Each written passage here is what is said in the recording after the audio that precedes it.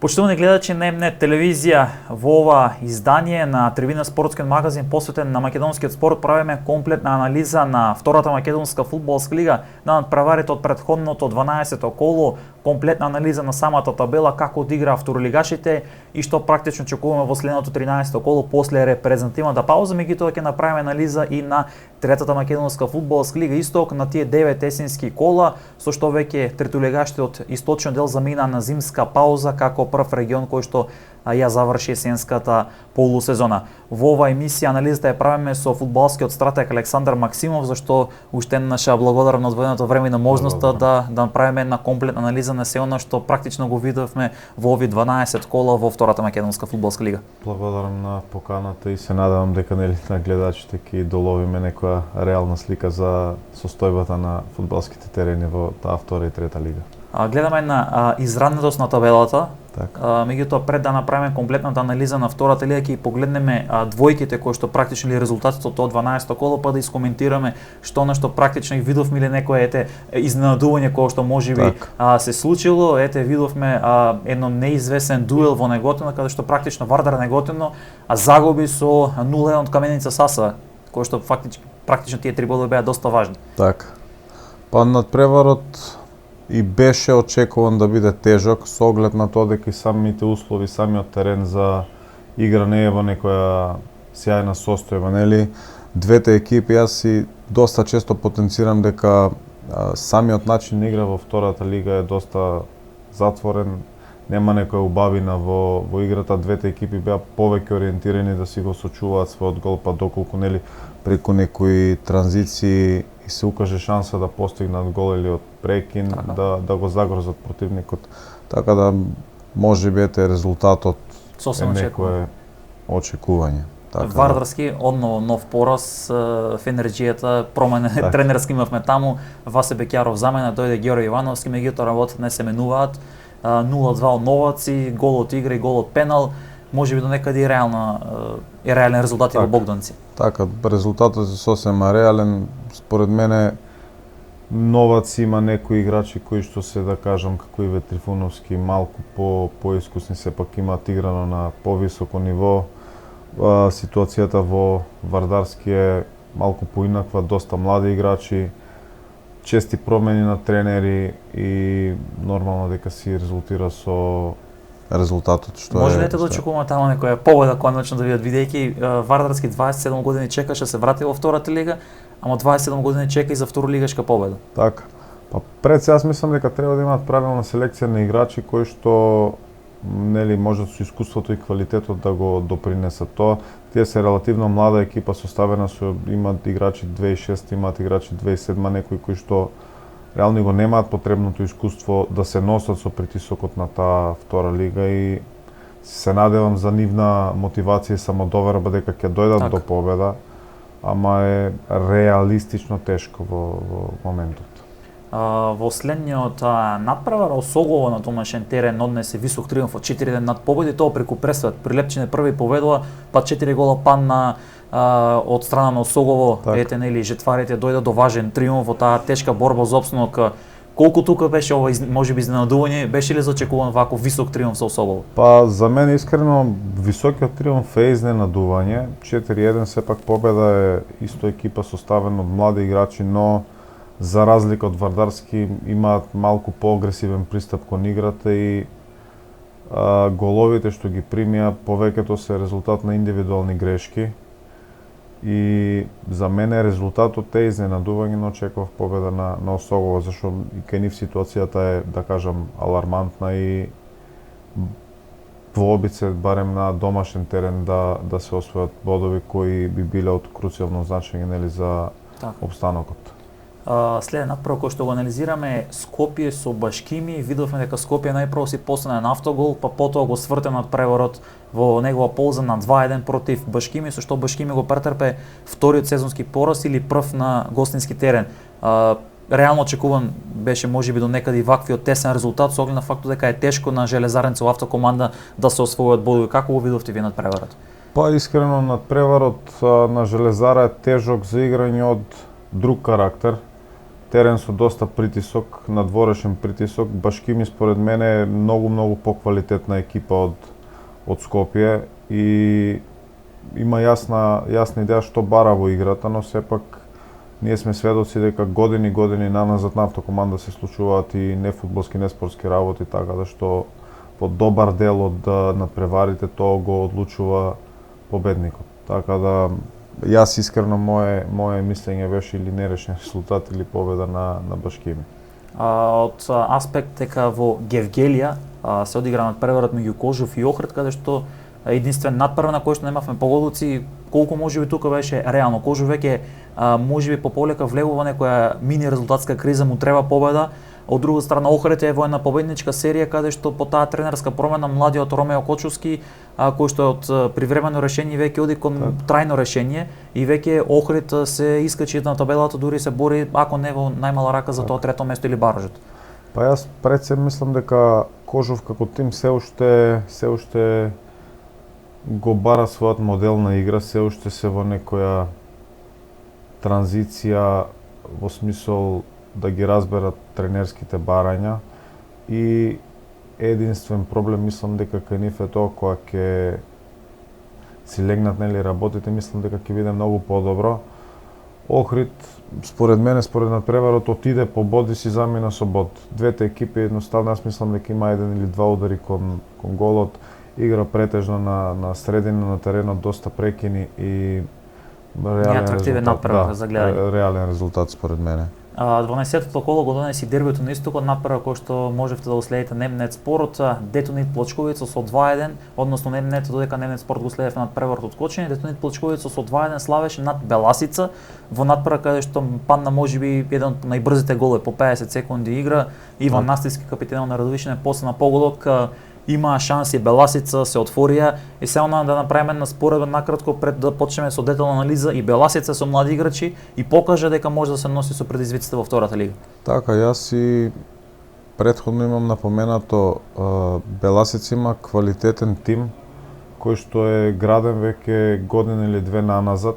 Сега нормално и самите финансиски услови кои што клубот ги има не се на ниво на екипите од горниот дел на табелата, па да се донесат играчи кои што се поискусни, но сепак со работа и со желба резултатите си доаѓаат на својот. Тоа е некој процес кој што го спомнав исто кај Кожув.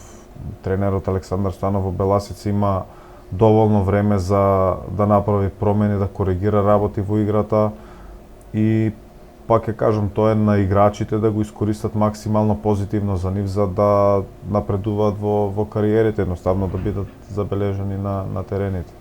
Она што следен надпревар кој што ни останува е Брегалница со Арсими, дербито на колото помеѓу тогаш третиот, четвртиот. Брегалница преку пресврат дојде до тој важен триумф над Арсими.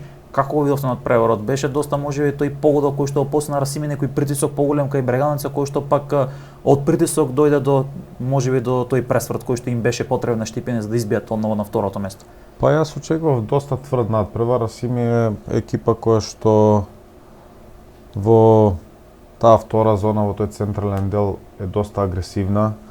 Екипа која што и на домашен и на гостински терен знае што бараете, има водство од 0:1, но сепак Брегалница покажа карактер и желба за тие први две места и мислам дека заслужено го добија надпреварот, поготово второ полувреме беа доста поконкретен противник, така да мислам дека се заедно со Ѓорче се главни фаворити за тие први две места. И останува последен надпревар, тоа е дека Борец дома загуби од Македонија Ѓорче Петров од 0:2. Имаше таму ми се чини еден поништен гол на лавовите од офсайд. Меѓутоа 0:2 Борец веќе завлегува во ептен, туку и веќе е во голема длабока резултатска криза. Лавовите сосема очекувана победа 0:2 и сосема очекувано се и на врвот од табелата. Така, порутинирана победа од која што реално можеше да биде 0:1. Вториот гол е индивидуална грешка на голманот на Борец, која што, да кажеме, на некој аматерско ниво не треба да се случува често на фудбалските терени. Првиот гол исто беше некомуникација, недоразбирање во одбраната, така да мислам дека борец со тој фонд на играчи многу тешко може да избори опстанок. Ова беше накратко околу резултатите кои што ги имавме од тоа 12-то коло. Ќе погледнеме сега и табелата комплетна од втората македонска фудбалска лига со цел да направиме една детална анализа на тоа практично што се случуваше во овие 12 кола. Кажав уште еднаш, доаѓа репрезентативна пауза, после тоа ќе следува надпреварите од 13-тото коло. Македонија Ѓорче Петров е прва со 29 бодови, Брегалница од Штипе е втора со 27 бодови, ланските прволигаши кои што лани или спаднаа заедно, сега се на тие први две места кои што директно водат кон на првата македонска фудбалска лига. Која можеби ако го гледаме нападот 21 гол постигнати имаат лавовите наспротив 19 на Брегалница, 5 само примени Македонија Ѓорче Петров, најдобра одбрана, како ќе ја искоментираме играта во овие 12 кола на тие две екипи? Играта е со оглед на тоа дека според мене нашата втора лига е многу лоша по квалитет. Играта е доволна за да бидат на тие први две места. Искрено според мене ниту една екипа не покажува некој доминантен фудбал, освен против надпреварите, да кажам против Борец, против Вардарски, кои што не се нити физички, нити технички, нити тактички на нивото на втора лига. Едноставно сите надпревари се монотони исти и се чека на грешка на противникот, се чека преку некои транзиции, преку некои одземени топки прекини да се постигне гол и не гледам некоја јасна идеја во играта кај многу екипи. Реално и Брегалница и Ѓорче имаат играчи кои што играле на високо ниво, кои што се искусни и за таа втора лига се од круцијално значење за тимовите. Впрочем, ти Ѓорче имаш двајца поранешни репрезентативци во Крсте Велковски и Кире Марковски, кои доволно се да се на теренот, прават разлика. Тука е Симеон Христов, исто во Ѓорче, Зоран Дановски во Брегалница, играч кој што има интернационална кариера, има настапи во прва лига. Брегалница како тим е и доста помлада, мислам, од Ѓорче, така да, а и реално ако погледнеме, двете екипи веќе имаат инфраструктурата потребна за надпревари во прва лига. Така да сам дека се апсолутни фаворити. И сега од аспект на тоа дека и Ѓорче пак со 3-0 ја доби Брегалница во рамки на 11-тото коло, колку тоа гледаме дека Штипени тогаш падна на трето место, се врати и сега пак на второ место, колку тоа се рефлектираше можеби врз до некаде самодовербата, престижот, па и моментот дека Башкими го искористи тој кикс да биде тука во врвот. Така, па пред се Башкими заслужено е тамо зашто се константни. Тоа се три екипи и Ѓорче Петров и Брегалница и Башкими се константни во своите игри, сега нормално поразот е дел од игра и доколку дозволите како екипа, како тим, тоа негативно да се рефлектира на вас и да има последици, тогаш е проблемот. Брегалница не влезе во некоја негативност, максимално посветено си се вратија на работа и на победите, така да мислам дека е сосема нормално. Башкими кажавме на тоа трето место, тука и Арсими, она што е практично, ми се чини дека и овие екипи ќе бидат тие кои што ќе напаѓаат оценка за второ место или во прв план веќе за тоа трето место и тој бараш надпревар. Она што можеби да го очекуваме, кој од овие две екипи од Башкими и Арсими ќе може да го издржи, ајде до некаде можеби притисокот или таа долга сезона со оглед на фактот дека сме до 12-то коло, до 30-то коло, да може да издржи да дојде до трето место или евентуално второ место да се носи со водечките две екипи. Так. Па според самата игра и според тоа што го гледаме нели на надпреварите, смислам дека Башкими е доста поконкретна екипа од Арсими, може имаат поголем фонд на играчи, на квалитетни играчи кои што може да го изнесат товарот и во пролетниот дел, нели во следните три надпревари, но сепак и двете екипи имаат тешки надпревари во последните три кола и може евентуално да се случи некоја промена и таму бодовната разлика е доста мала, така да со еден надпревар менува многу. Па тука и Брегалница реално има доста незгоден распоред. Веќе во следното коло гостува кај Беласица, па доаѓа Охрид и гостуваат кај Башкими. Практично тоа 15-то коло носи дербито и можеби тоа ќе биде одлучувачко за кој како да ја заврши есенската полусезона. Така.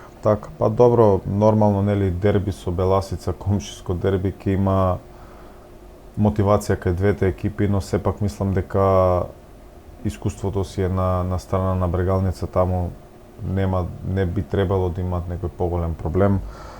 Со Охрид веќе има многу позитивна резултатска ситуација, така да можеби е време за прв кикс, а со Башкими ќе биде доста тежок надпревар. Пак зависи, мислам дека Башкими претходното коло гостува, има тешко гостување и ќе биде неизвестно. Доста интересно. На пето место доаѓа Охрид, за кој што сега зборувавме, со 21 бод, 2 помалку од Расими, 5 помалку од Башкими. Гледаме дека неизвестно Криени влегува во една позитивна серија на резултати, тргна многу лошо, тренерската промена Никола Илиевски Джиджи замена, кажавме и претходно, Ромео Кочовски дојде како привремено решение кој што му беше помошник, доста добро го познал тимот, потекнал таму, настапуваше за Охрид. Колку ете Охриѓани ќе бидат спремни може да направат некој изненадување барем за трето место? Па искрено не сум многу убеден во тоа, пак ќе кажам од причина што според мене и Арсими и Башкими се поквалитетни екипи. Охрид има екипа составена од претежно домашни фудбалери кои што покажуваат како треба да се игра со љубов нели кон клубот и кон градот, ама мислам дека за некој поголем исчекор не се спремни. Треба барем уште еден трансфер период за да се зголеми тој фонд на играчи, да се зголеми квалитетот на екипата, па да бракат нели поголем пласман. Претходно знаевме дека нели Охрид одигра еден бараш надпревар со Ранова кој што го загуби на пенали во еден доста неизвестен надпревар. На крајот гипсарите останаа во прва лига, а Охриѓани во втора лига. Гледаме неизвестен дел Кожув, Саса, Детонит Плочковица со по 18 бодови. Тука е веќе Беласица како девето со 16 бодови. Практично златната средина некако е неизвестна. Една победа те носи многу горе, еден пораз те спушта многу долу. Како може да го искоментираме делот на Кожув, Саса и Детонит Плочковица, кој што видовме дека Радовишани не се на она можеби некој ниво кој што беа минатата сезона? Па искрено јас тоа за екипата на Детонит го очекував. Причина што тие играчи, добар дел од нив мислам дека се на некој начин презаситени. Тие се веќе 2-3 години заедно. Шансата која има лани е, да кажам, историска нели за нив и можеби тоа малку и ги поремети плановите. Така. Од друга страна, сите тие екипи, гледајќи ги на надпреварите, не гледам некоја разлика во играта кај нив, можеби во некои ситуации или надпревари во интензитетот, ама да двои некоја ми е многу тешко да издвојам. Детонит има квалитетни индивидуалци, ама сепак фудбалот се игра 90 минути, 120 минути и во зависност од надпреварот од противникот не секогаш може да се дојде нели до позитивен резултат. Саса е поучен од минатата сезона кога практично во последното 30 коло се избори изопштено. Сега гледаме дека е на доста високо на табелата, може би веќе Саса до некаде оди на картата што е мождан порано да го обезбеди опстанокот и да има помирна завршница. Беласица, тоа што го зборевме за оние млади играчи кои што веќе може да се носат со тој предизвик, доаѓа до тоа 9-то место, меѓутоа веќе тука некаде иновации, Скопје победа, гледаме дека и во тој дел некој или во понискиот дел, ајде да речеме веќе кон таа опасна зона, 16, 14, 13, 13, 11 бодови, ќе видиме една доста неизвестен есенски дел практично, јас би рекол. Што може да очекуваме тука во тој дел? Гледаме дека Вардар неготино фати некои клучни победи кои што ги имаше па се издигна. Тука и победа која што некои клучни триумфи обезбеди, Скопје со Башкими кој што триумфираше и гледаме дека веќе пополека тие екипи како да се двојат од таа опасна зона. Така. Па разлика, јас мислам дека ќе направат моменти од надпреварите се зависи како и со колкава мотивација тие екипи ќе влезат пред се во последните три кола. Тие три кола за некои од тие екипи ќе бидат круцијални, бидејќи бодовната разлика е многу мала и многу лесно може да се случи да бидат на место на Осогово. Така. Многу е важно, нормално и со колкава бројка на играчи располагаат тие екипи кои се здрави во моментот и кои всушност може да дадат не 100-200% на надпреварите, бидејќи за тие екипи секој надпревар е како финале, буквално. 2 изгубени надпревара, ти си веќе во зоната за испаѓање. И сега Осогово, кој што спомнавме, е во таа бараж зона, значи 14-тото место, или како што случајот сега со Осогово игра бараж за опстанок, лани победа преку тој опстанок се спаси кога триумфираше над Куманово. Осогово 8 бодови, Борец и Вардарски во таа опасна зона за директно испаѓање 502 бодови. Може ли веќе да очекуваме дека Борец и Вардарски веќе со една нога можеби се испаднат и ќе имаат многу тешка пролетна полусезона, па дури да има некои поголеми промени во самиот ростер на играчи? Така, многу е тешко. Тоа можеби ние сме единствена земја кај што ти на полусезона можеш да земеш 5 играчи и да сменат нешто во екипата. Пак ќе кажам, самата непланска работа кај клубовите ги носи во ситуации кај што сега се и Осогово, и Борец, и Вардарски, и Победа, и повеќето екипи кои што се со мала бодовна залиха. Така да не секогаш и проблемот е кај играчите. Мораш да имаш јасна стратегија и план за работа со клубот. Некојаш подобро е една година да бидеш во таа трета лига, да се консолидираш, да направиш тим, да го дополниш нели со квалитетни играчи. Следната сезона јас сум убеден дека нема никој да има никаков проблем околу бодовите или околу играта. Сега проблем кај нас е што многу работи години наназад се оставени да се на исто ниво, не се променети и клубовите секоја година истите клубови се во зона за испаѓање. Нешто не функционира како што треба. Минатата со Осогово беше тој тука и Вардар неговата нова сезона лани беа многу подобри. Победа е пак во истата таа ситуација во која што гледаме можеби некој изненадува некаде Скопје кој што е во тој долен дел и кој што практично доколку не триумфираше против Башкиме ќе беше во уште поголем проблем. Ова беше кратко околу самата втора македонска фудбалска лига табелата. Сега ќе погледнеме и двојките за следното 13-то коло, практично да видиме што нешто може да очекуваме од следното 13-то коло и како ќе се рефлектира можеби тоа до некаде. Македонија Ѓорче Петров на домашен терен против Вардар Неготин, апсолутен фаворит во овој случај се лавовите. 3 бода би требало да останат во Ѓорче. Па јас не се сомневам во тоа, сепак мислам дека и Вардар Неготино нема да отиде со бело знаме таму, но сепак квалитетот и играта е на страната на Ѓорче.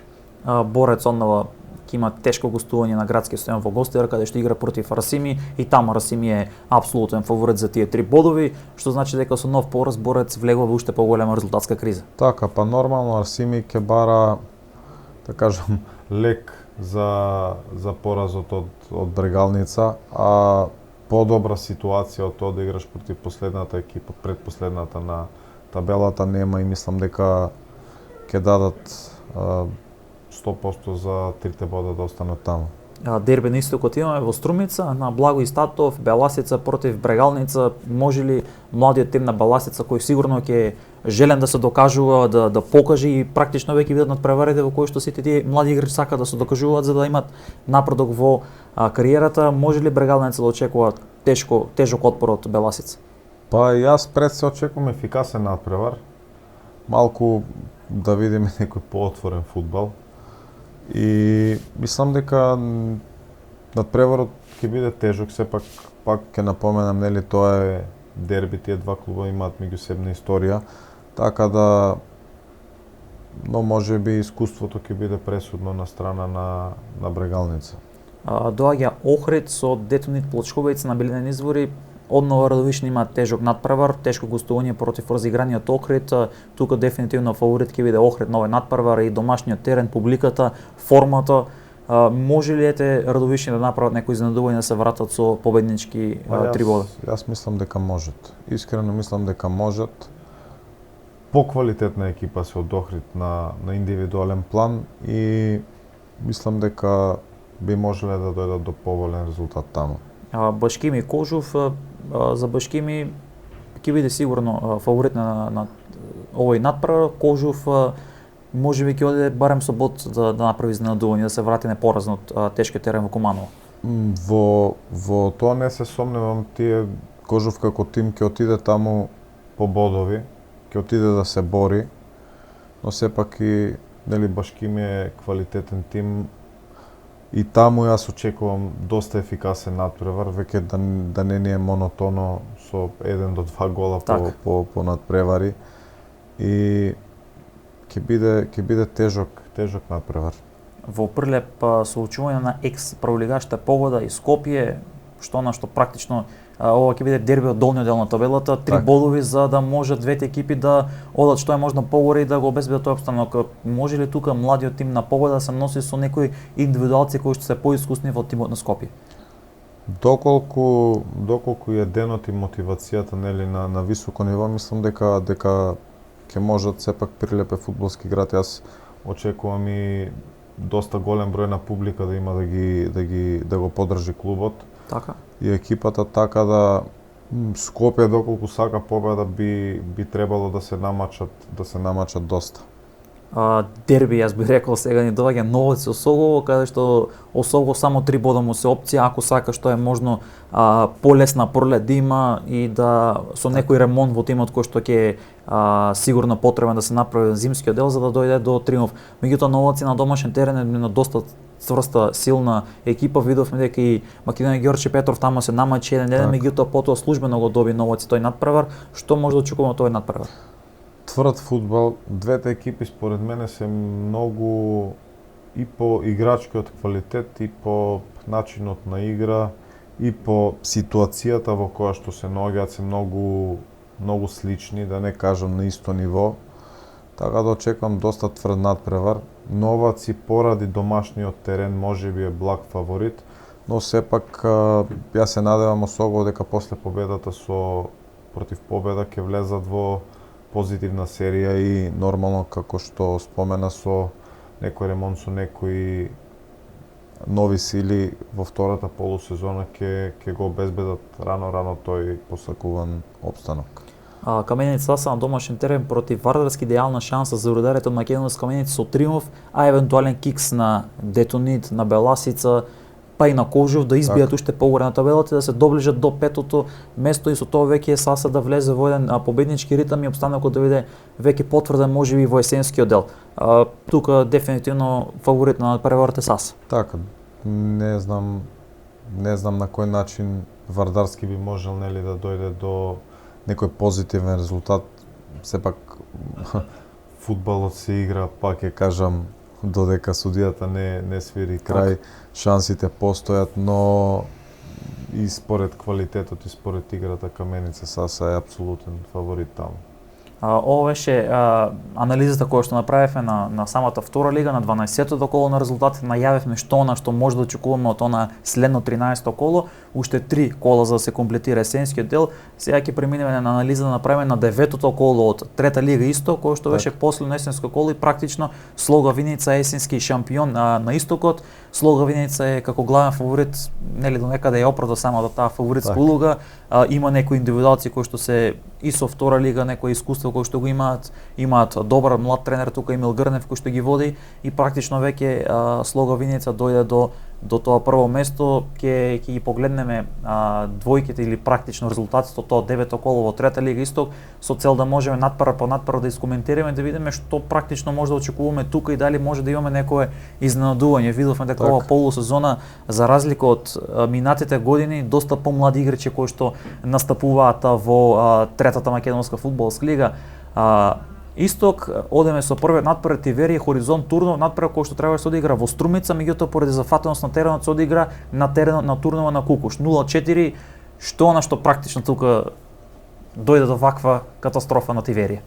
Добро, и самиот квалитет на екипите, мислам дека Турново има идеја, желба и некој концепт да се вратат на старите патеки. Сепак Турново е тим кој што со години беше во врвот на македонскиот фудбал и сметам дека е најмалку местото му е во втора лига, додека Тиверија е екипа која што исто претрапе доста промени во играчкиот дел и се уште бараат некоја златна средина и Турново заслужено си го доби на преварот.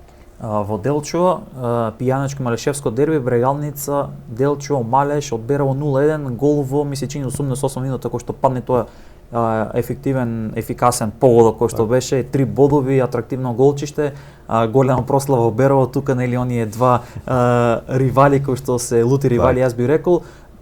Видовме доста можеби изравнен надпревар во кој што и двете екипи има желба нели да дојдат до 3 бодови, меѓутоа ете бодовите заминуваат во Берово. Па искрено на тоа дерби можело имало и поголем интензитет од некои надпревари во втората лига. Так. Сите знаеме дека за нив таму е Фудбалски празник, така. И јас искрено сум доста среќен што Делчево има повторно фудбал. Брегалница е вратена на некој фудбалски пат од група на луѓе кои што го сакаат нели клубот, кои што работат максимално посветено и се трудат да го вратат на некој фудбалски пат и сам дека резултатот не треба да ги обесхрабрува на добар пат се и дека за година до две можеме да ги и треба да ги гледаме во втората македонска фудбалска лига. Го анализираме на преворот, практично тоа е дерби на колото, Слога Виница, Овче поле, првиот против вториот 2-1 во Виница. Слога веќе го потврди првото место, есенски шампион и веќе полека го трасира патот кон тој бараш за да влезе, односно се врати во втората лига. Така, па добро, реално Слога и според финансиите, според буџетот, според играчкиот кадар, тренерскиот кадар е апсолутен фаворит во, според мене, најлошата трета лига во Македонија, од причина што нели самите клубови во таа трета лига финансиски не се ни на приближно ниво како клубови кои што се надпреваруваат во другите трети лиги кај нас. И искрено се освен тоа прво место и бараш за Слога би било неуспех.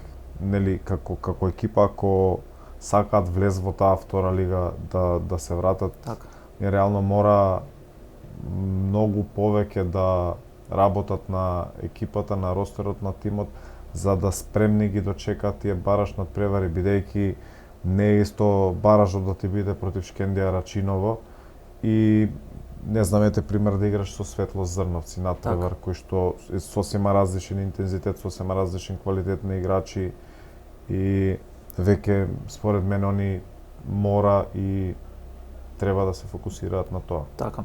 Па практично и Светлост Зрновци го доби со 2-1 надпревар против Карбенцево на локално дерби каде што имаше голема прослава.